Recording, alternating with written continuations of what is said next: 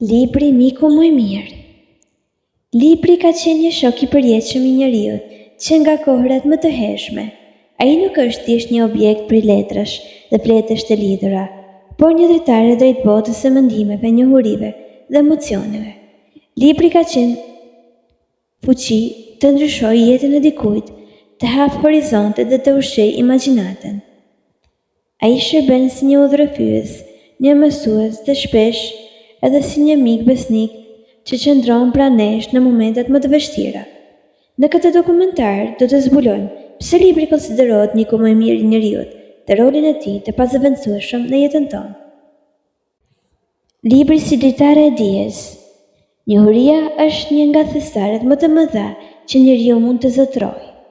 Libri është ura që na çon drejt saj. Në çdo faqe të një libri fshihet mundësia për të mësuar diçka të re, për të kuptuar botën dhe për të zgjeruar horizontet tona. Historia, shkenca, filozofia, letërsia dhe artet janë të gjitha të kashme përmes librit. Ai na mëson të mendojmë kritikisht dhe të shohim gjërat nga perspektiva të ndryshme. Pa libra, shoqëria do të ishte vepër ndaj së shkuarës dhe pa aftë për të planifikuar të ardhmen. Përveç dijes, libri na ndihmon të kuptojmë ndjenjat dhe përvojat e të tjerëve, duke kultivuar empatinë dhe ndjeshmërinë. Libri si mik besnik. Ndryshe nga miq njerëzor, që mund të largohen ose të shkënjejnë, libri është gjithmonë aty pranë. Ai nuk gjykon, nuk kritikon dhe nuk kërkon asgjë në këndvim. Kur jemi të vetmuar, një libër mund të shndërrohet në shoqërinë tonë më të ngushtë. Historitë që lexojmë, personazhet që takojmë dhe botat që eksplorojmë, shpesh na japin forcë dhe kurajo për të përballur me jetën reale. Libri na mëson të gjejmë zgjidhje për problemet tona dhe të krijojmë ëndra për të ardhmen. Ai është një shok i heshtur që na kupton më mirë se askush tjetër. Libri dhe imagjinata. Një nga fuqitë më të mëdha të librit është se ai ndez imagjinatën tonë.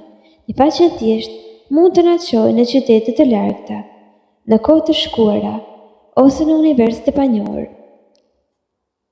Leximi zhvillon mendjen dhe ndihmon të krijojmë ide të reja, duke stimuluar kreativitetin dhe intuitën. Libri nuk ka kufi, çdo person mund të krijojë botën e tij brenda tij. Për fëmijët, libri është një udhëtim magjik që formon karakterin dhe kuriozitetin e tyre. Për të rriturit, libri është një mënyrë për të vazhduar, të ndërosh dhe për të mësuar pafund.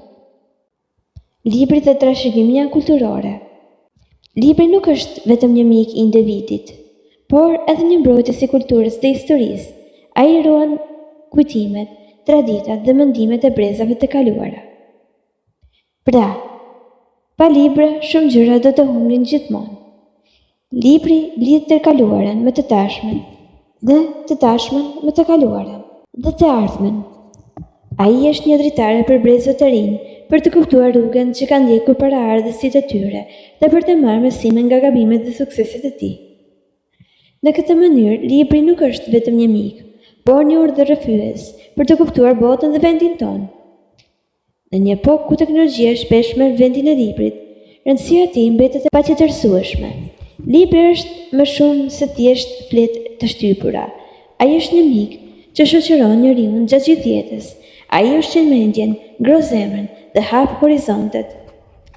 Një shoqëri që respekton librin është një shoqëri që vlerëson dijen, imagjinatën dhe trashëgimin kulturore.